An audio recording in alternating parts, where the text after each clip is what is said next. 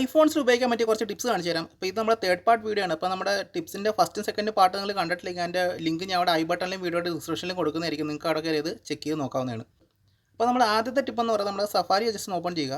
അപ്പോൾ നിങ്ങൾ ചിലപ്പോഴൊക്കെ സഫാരി ഓപ്പൺ ചെയ്യുമ്പോൾ ഇവിടെ കണ്ടിട്ട് നിങ്ങൾക്ക് കുറേ ടെക്സ്റ്റും കാര്യങ്ങളൊക്കെ എപ്പോഴും നമുക്ക് കറക്റ്റ് ഒരു സൈസിലായിരിക്കത്തില്ല കാണുന്നത്. ചിലപ്പോൾ നമുക്ക് ഒത്തിരി വലിയ ടെക്സ്റ്റ് വരുന്നതായിരിക്കും. നമുക്ക് ചിലപ്പോൾ നമ്മുടെ പേജ് കറക്റ്റ് നമ്മുടെ മൊബൈലിൻ്റെ ആ സൈസിൽ കറക്റ്റായിട്ട് അത് കിട്ടത്തില്ല. അപ്പോൾ ആ സമയത്ത് നമുക്ക് ചെയ്യേണ്ട ടിപ്പ് എന്ന് പറയുന്നത് ജസ്റ്റ് ഇങ്ങനെ താഴോട്ടാക്കണം. ഇവിടെ കണ്ടിട്ട് നമുക്കൊരു ഡബിൾ എന്ന് പറഞ്ഞൊരു സിമ്പിൾ കാണാൻ പറ്റും. ഒന്ന് ചെറിയ ഐയും ഒന്ന് വലിയ ഐയും ആയിരിക്കും. അത് ജസ്റ്റ് ഒന്ന് ടാപ്പ് ചെയ്ത് കൊടുക്കുക. എന്നിട്ട് ഇവിടെ വന്നിട്ട് നിങ്ങൾക്ക് ഇങ്ങനെ ഒരു ടോഗിൾ കിട്ടുന്നത് ഇത് ജസ്റ്റ് പ്രസ് ചെയ്യുന്ന വഴി നിങ്ങളുടെ കണ്ടിട്ട് നമ്മുടെ ടെക്സ്റ്റ് സൈസ് ചെറുതാവുന്ന കാണാൻ പറ്റും. നമുക്ക് ടെക്സ്റ്റിലെ ഒരേ കണക്ക് ചെറുതായി കിട്ടുന്നതായിരിക്കും. നമുക്കത് വേണമെങ്കിൽ നമുക്കത് കൂട്ടിയും കുറയ്ക്കുകയും ചെയ്യാവുന്നതാണ്. ജസ്റ്റ് ഇവിടെ വന്നിട്ട് ടെക്സ്റ്റിൻ്റെ സൈസ് ഈ രീതിക്ക് നമുക്ക് കൂട്ടാൻ പറ്റുന്നതാണ്. അപ്പോൾ നിങ്ങൾക്ക് എപ്പോഴെങ്കിലും നിങ്ങൾക്ക് ഒത്തിരി വലിയ പേജസ് ഒക്കെ വരുന്ന സമയത്ത് ഈ രീതിക്ക് ചെയ്യുകയാണെങ്കിൽ നമ്മുടെ കറക്റ്റ് നമ്മുടെ മൊബൈൽ ഡിസ്പ്ലേക്കായിട്ട് നമുക്ക് ആ സൈറ്റ് ആപ്റ്റാക്കി എടുക്കാൻ പറ്റുന്നതാണ്. പിന്നെ നമുക്ക് സഫാരി തന്നെ വേറെ ടിപ്പും കൂടെ ഉണ്ട്. ഇപ്പോൾ നമുക്ക് ഒത്തിരി ടാബ് നിങ്ങൾ ഓപ്പൺ ആക്കിയിട്ടുണ്ടെങ്കിൽ ഈ ടാബിൽ നമുക്ക് ഒറ്റടി ക്ലോസ് ചെയ്യാനായിട്ട് ജസ്റ്റ് ഈ ടാബിൻ്റെ സെക്ഷനിൽ വന്ന് ജസ്റ്റ് ഒന്ന് പ്രസ് ആൻഡ് ഹോൾഡ് ചെയ്യുക. ഇപ്പോൾ കണ്ടും ക്ലോസ് ഓൾ ടാബ് എന്ന് പറഞ്ഞ സെക്ഷൻ വരുന്നെങ്കിൽ ജസ്റ്റ് ക്ലോസ് ഓൾ ടാബ് എടുക്കുകയാണെങ്കിൽ ഒറ്റടി നമുക്ക് എല്ലാ ടാബും നമുക്ക് ക്ലോസ് ചെയ്ത് യൂസ് ചെയ്യാൻ പറ്റുന്നതാണ്. അപ്പോൾ സഫാരി ഓപ്പൺ ചെയ്യുമ്പോൾ കുറച്ചുകൂടെ ഫാസ്റ്റായിട്ട് നമ്മുടെ പേജസ് ലോഡാവുന്നതായിരിക്കും. ഈ ഒത്തിരി ടാബ് ഓപ്പൺ ആയി കിടന്ന ലോഡിംഗ് ടൈം കൂടുതലായിരിക്കും. അടുത്ത ടിപ്പ് എന്ന് പറയുന്നത് വോയിസ് മെമ്മോയിലാണ്. ഇപ്പോൾ ഞാൻ ജസ്റ്റ് വോയിസ് മെമ്മോ ഒന്ന് ഓപ്പൺ ചെയ്ത് കാണിച്ചു തരാം. ഇപ്പോൾ ഞാൻ വോയിസ് മെമ്മോ എടുത്തിട്ട് എന്തെങ്കിലും ഒരു സാധനം റെക്കോർഡ് ചെയ്യുകയാണ്. ഇവിടെ ഞാൻ 1-2 സാധനം റെക്കോർഡ് ചെയ്ത് കാണിച്ചു തരാം. ഇപ്പോൾ റെക്കോർഡ് ചെയ്യുമ്പോൾ നോക്കുമ്പോൾ അല്ലെങ്കിൽ ഇതിൻ്റെ പേര് നോക്കി കാണാൻ പറ്റും. ഒരു അഡ്രസ്സ് ആയിരിക്കും കാണിക്കുന്നത്. അപ്പോൾ നമുക്ക് എപ്പോഴും നമുക്ക് ഈ ഒരു റെക്കോർഡിങ് ചെയ്യുന്ന സമയത്ത് നമ്മുടെ കറണ്ട് ലൊക്കേഷൻ ആയിരിക്കും നമുക്ക് ഈ ഒരു റെക്കോർഡിങ്ങിൻ്റെ പേരായിട്ട് വരുന്നത്. അപ്പോൾ ഈ റെക്കോർഡിങ്ങിൽ നമ്മുടെ പേര് വരാതിരിക്കാൻ വേണ്ടി ചെറിയൊരു സെറ്റിംഗ് നമുക്കുണ്ട്. ഇപ്പോൾ നമ്മുടെ സെറ്റിങ്സ് എടുക്കുക. അപ്പോൾ സെറ്റിങ്സ് എടുത്തിട്ട് നേരെ താഴേക്ക് സ്ക്രോൾ ചെയ്യുക. താഴേക്ക് വരുമ്പോൾ നിങ്ങൾക്ക് വോയിസ് മെമ്മോ എന്ന് പറഞ്ഞൊരു സെക്ഷൻ കിട്ടുന്നതായിരിക്കും. ജസ്റ്റ് വോയിസ് മെമ്മോ സെലക്ട് ചെയ്ത് കൊടുക്കുക. നേരെ താഴെ വന്നാൽ ഇവിടെ കണ്ടും ലൊക്കേഷൻ ബേസ്ഡ് നെയിമിംഗ് എന്ന് പറഞ്ഞ ഓപ്ഷൻ ഉണ്ട്. അത് ജസ്റ്റ് ഓഫ് ചെയ്ത് കൊടുക്കുക. ഇനി നിങ്ങൾ നമ്മുടെ വോയിസ് മെമ്മോയിൽ പോയിട്ട് വേറെ എന്ത് സാധനം റെക്കോർഡ് ചെയ്താലും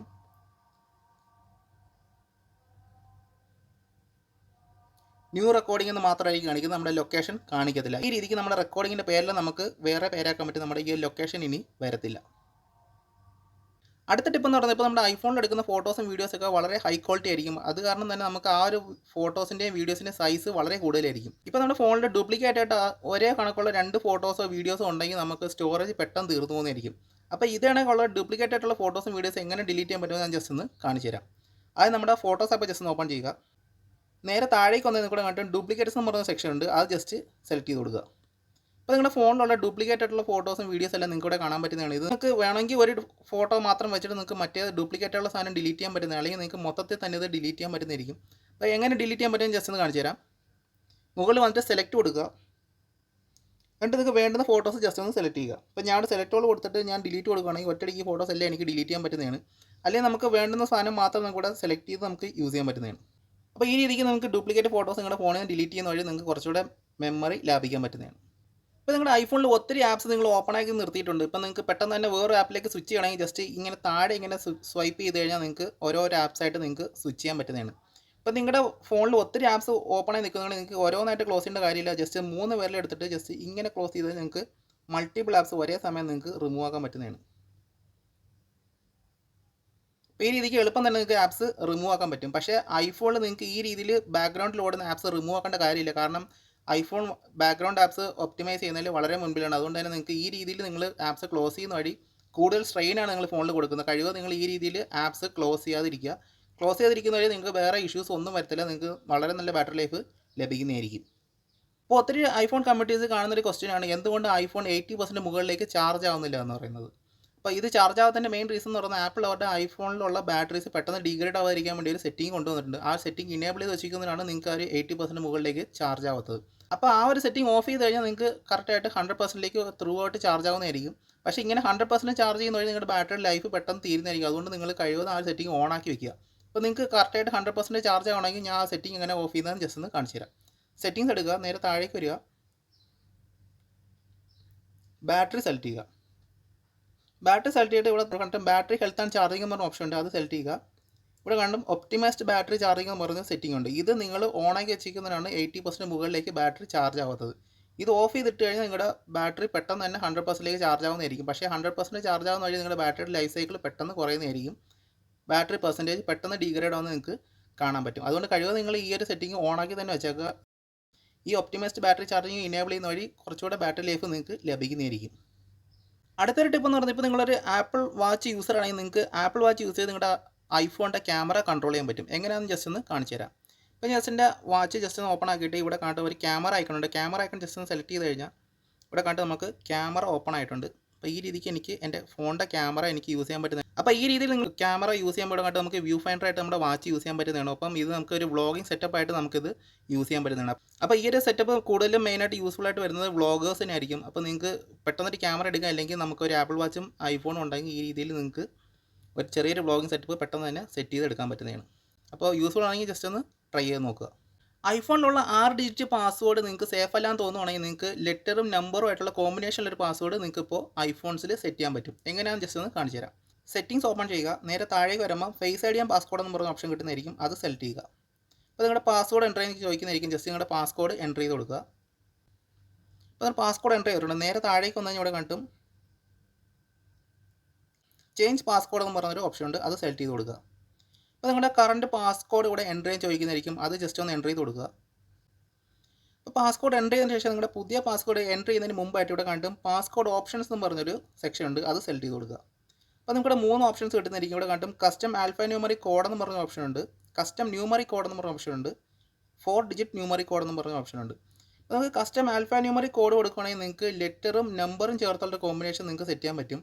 കസ്റ്റം ന്യൂമറിക് കോഡ് എന്ന് പറയുന്നത് ജസ്റ്റ് നിങ്ങൾക്ക് നമ്പർ മാത്രമായിരിക്കും അതിനകത്ത് വരുന്നത്. 4 ഡിജിറ്റ് ന്യൂമറിക് കോഡ് എന്ന് പറഞ്ഞാൽ 4 നമ്പർ ഉള്ളൊരു കോഡും ആയിരിക്കും. അപ്പോൾ നമുക്ക് ജസ്റ്റ് കുറച്ചുകൂടെ സേഫ്റ്റിക്ക് കിട്ടാൻ വേണ്ടി നമുക്ക് custom alpha numeric code select ചെയ്ത് കൊടുക്കുക.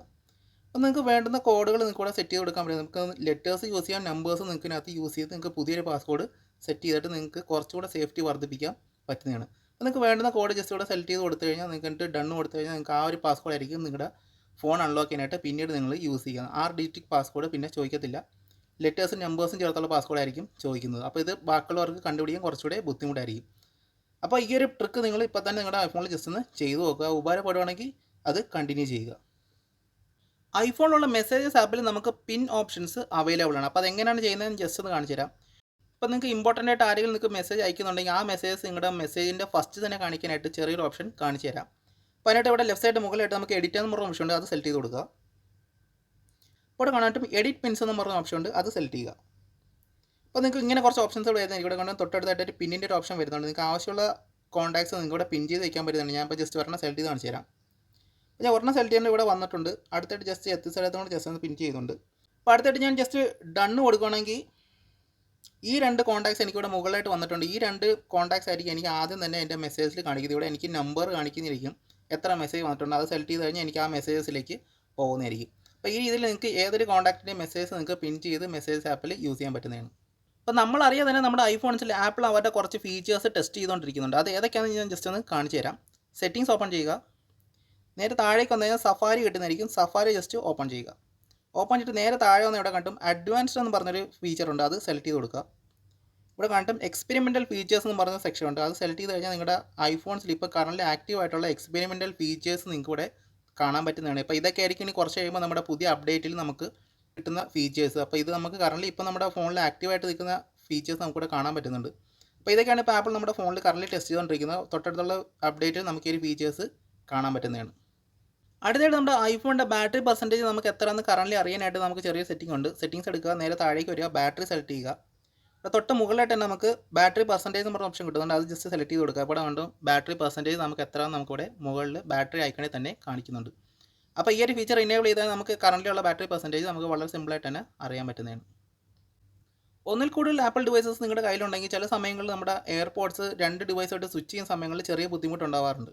അപ്പോൾ അതെങ്ങനെയാണ് മാറ്റുന്നതെന്ന് ജസ്റ്റ് ഒന്ന് കാണിച്ചു തരാം. ഇപ്പം എനിക്ക് എൻ്റെ ഐഫോണിലേക്ക് പെട്ടെന്ന് തന്നെ എയർപോഡ്സ് കണക്ട് ആകണമെങ്കിൽ ജസ്റ്റ് താഴേക്ക് കൺട്രോൾ സെൻറ്റർ എടുക്കുക. എന്നിട്ട് ഇവിടെ വന്നിട്ട് ഈ ഐക്കൺ ജസ്റ്റ് ഒന്ന് ടാപ്പ് ചെയ്ത് കഴിഞ്ഞാൽ നമുക്ക് ഇവിടെ നമ്മുടെ എയർപോഡ്സിൻ്റെ സെക്ഷൻ കാണുന്നതായിരിക്കും. ജസ്റ്റ് അത് സെലക്ട് ചെയ്ത് കഴിഞ്ഞാൽ നമ്മുടെ എയർപോഡ്സ് ഇവിടെ കണക്ട് ആവുന്നതായിരിക്കും. അപ്പോൾ ഈ രീതിയിൽ എളുപ്പം തന്നെ നമുക്ക് എയർപോഡ്സ് നമ്മുടെ ഐഫോണുമായിട്ട് കണക്ട് ചെയ്യാൻ പറ്റുന്നതാണ്. അപ്പോൾ ഇത്രയും നമ്മൾ ഇന്നത്തെ വീഡിയോ. അപ്പം വീഡിയോ ഉപകാരപ്പെട്ടെങ്കിൽ ജസ്റ്റ് ലൈക്ക് ചെയ്യുക. അപ്പം തന്നെ കൂട്ടുകാരിലേക്ക് ജസ്റ്റ് ഒന്ന് ഷെയർ കൊണ്ട് ചെയ്യുക. അടുത്ത വീഡിയോയിൽ കാണുന്നതായിരിക്കും. See you.